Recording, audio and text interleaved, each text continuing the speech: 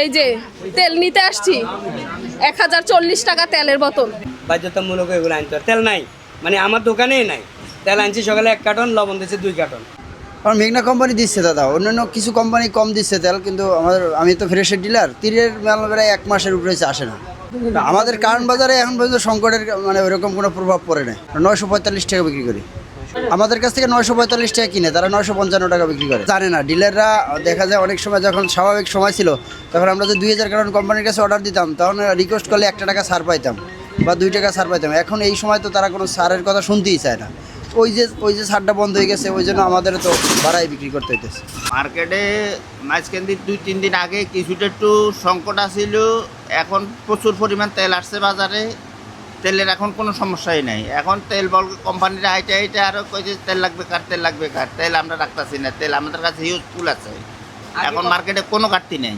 আমাদের সাধারণ মানুষের জন্য বাজার যেন শীতশীল করে। আমরা কিন্তু মানে নিম্ন পরিবারের মেয়ে মানুষ, আমরা বাজার সদাই এত দামে তো খেতে পারি না। ডিম, মুরগির গোশত, গরুর গোশত এগুলো সাধারণ মানুষ খাওয়ার মতো না, কাছে যাওয়ার মতো না, খাবে কি?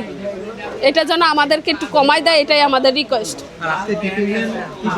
এই যে তেল নিতে আসছি 1040 টাকা তেলের বোতল, 5 লিটার। হ্যাঁ, গায়ে মূল্য তো রেটটা কোথায়? 955 টাকা।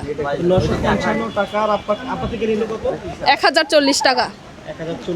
জি, বাড়তি তো প্রায় 190 টাকার মতো। এই যে 90 টাকা বাড়তি নিল, আপনি কি বলেন, কি জিজ্ঞেস করেন কেন বাড়তি নিচ্ছে? মানে ওনারা দামে কিনে আনে বললো, ওনারা দামে আনলে তো দামে বিক্রি করতে হবে, ওনারাও তো সস্তায় বেচতে পারবে না, ওনারা জায়গা থেকেই দামে আনে, এর জন্য আমাদের কাছে থেকে আবার দামে বিক্রি করে। রেট কোম্পানি আগে হয়তো আমাদের কিছু লাভটা একটু বেশি দিত, এখন লাভ দিতেছে না। এই জন্য অনেকের বাইরের দোকানদাররা এটা নিয়ে কৃত্রিম সংকট সৃষ্টি করছে, যে তারা মূলত লাভের কারণে ওরা তেল কিনে না নিয়ে বলে যে তেল সংকট, কিন্তু আসলে তেল না বাজারে অ্যাভেলেবেল আছে, কিন্তু হয়তো আমরা যারা ব্যবসা করি আমাদের লাভটা কম। আগেও 955 টাকা বডি রেট আসলে, এখনও 955 টাকা, কিন্তু আগে হয়তো কোম্পানি আমাদের কিছুটা লাভ বেশি দিত, এখন ওইটির লাভটা উঠাই দিয়েছে। আগে একটা কমিশন দিত, কমিশনটা উঠাই দিয়েছে এখন কোম্পানি। এই জন্য এখন তেলের ব্যবসার লাভ একদম সীমিত হয়। এই জন্য খুচরা ব্যবসায়ী বাহিরের ওরা তেল নিতেছে না, ওরা কইতেছে তেলের সংকট, ওরা এই তেলের কিছুটা করে মানুষের বিভ্রান্তিতে ফেলাইছে।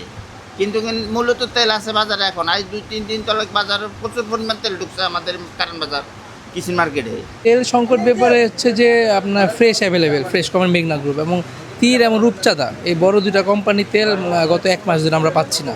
এই জন্য একটু ক্রাইসিস মনে হচ্ছে, যে হয়তো বা একটার উপরে প্রেশার পড়তেছে, তো ওই হিসাবে আর কি ক্রাইসিস মনে হচ্ছে। কিন্তু আপাতত সংকট নাই, তেল পাওয়া যাচ্ছে, তবে ফ্রেশ পাওয়া যাচ্ছে আর কি। কিছু দোকানদার করে, কিন্তু মানে ব্যাপারটা এরকম যে 945 কিনে এবং আমাদের ডেলিভারি সহ 950, ওখানে 5 টাকা লাভের রয়ে গেছে এখন আমাদের।